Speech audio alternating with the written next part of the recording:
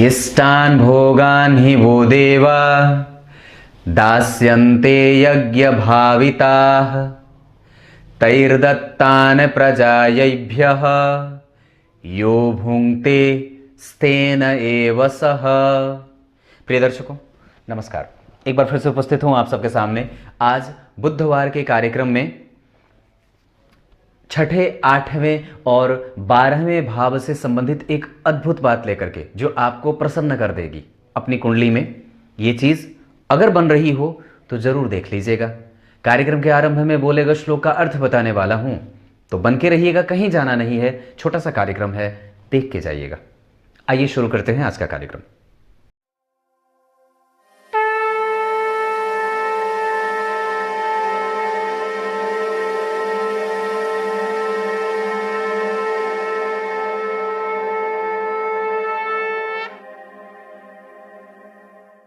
आइए अब आपको सीधे विषय पे लेके आता हूं।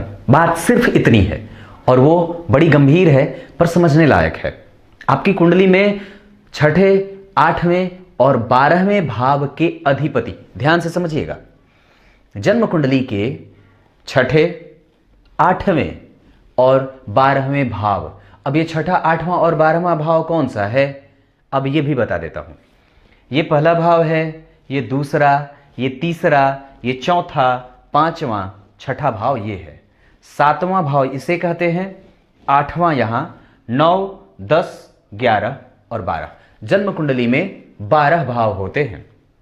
इन 12 भाव से 12 भाव में और 12 भाव को विभिन्न राशियां समर्पित होती हैं और इन 12 भावों से व्यक्ति के जीवन के संपूर्ण क्षेत्र, जीवन ही नहीं, पिछला, अगला, वर्तमान और भूतकाल से संबंधित भविष्य से लेकर के सारी चीजें जो गर्त में छुपी हैं, जो आप नहीं देख पा रहे हैं, उनसे देख ली जाती हैं पर कुंडली अध्ययन के बाद। पर मैं जो बता रहा हूं वो ये है कि अगर आपकी कुंडली में छठवें भाव के अधिपति, आठवें भाव के अधिपति और 12वें भाव के अधिपति भी राजयोग कारक हो जाते हैं। वो कैसे? अगर वो नीच के होकर के बैठे हों और कहीं से भी उनकी दृष्टि लग्न पे पड़ती हो। है ना अद्भुत बात ये? अब जरा विचार करिए कि आपकी कुंडली में अगर छठे भाव के अधिपति, जैसे मैंने यहां गुरु को बनाया है, और अगर वो गुरु नीच राशि में बैठे हैं पर उनकी दृष्टि लग्न पे जा रही है, और जब ये लग्न पे जाएगी तो ये राजयोग कारक हो जाती है और ये अद्भुत बात होती है। फिर आपके जीवन में वो जिन जिन भावों के अधिपति हों, उस भाव को संपूर्ण फलों से फलीभूत कर देते हैं। आठवें भाव के भी अधिपति अगर आपकी कुंडली में कहीं नीच के बैठ करके लग्न पे दृष्टि डाल रहे हों, तो ये राजयोग की भांति व्यक्ति के जीवन में संपूर्ण फलों को देने वाले होते हैं।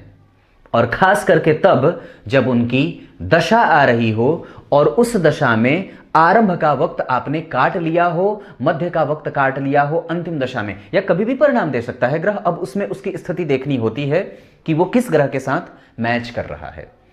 पर बात सिर्फ इतनी सी है कि छठवें भाव, आठवें भाव और 12वें भाव के अधिपति अगर नीच राशि के बैठे हो, शर्त यह है उच्च का नहीं, नीच का, नीच राशि में बैठा हो और लग्न पे उसकी दृष्टि जा रही हो, और अगर इसमें एक बात और अगर जुड़ जाए तो और भी ये अद्भुत बात हो जाएगी कि शुक्र की दृष्टि एकादशवें भाव पे पड़ती हो, मतलब शुक्र पंचम भाव में बैठे हों, तो ये स्थिति योग कारक होती है। अगर इसमें से कोई एक बात भी आपकी कुंडली में बन रही है ना, तो समझ लेना कि ये बात पुष्ट हो गई कि ये छठे, आठवें, 12वें भाव के अधिपति आपकी कुंडली में राजयोग उपस्थित कर रहे हैं और ये बात बड़ी लाभदायक है। ढूंढ के देखिए, शायद ये आपकी कुंडली में बन रहा हो और आपको इसी के नाम पे कई बार गलत चीजें भी बता दी जाती हैं।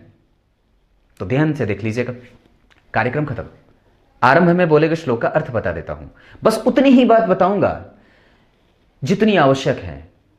मैं अपने आप को आपके सामने बहुत ज्यादा तार्किक रूप से सिद्ध नहीं करना चाहता, तर्क नहीं, कुतर्की नहीं, क्योंकि कई बार आप लोगों ने यह बात समझी होगी और देखी भी होगी कि कंटेंट कम होते हैं पर बातें ज्यादा लंबी होती हैं, मैं वो नहीं करना चाहता।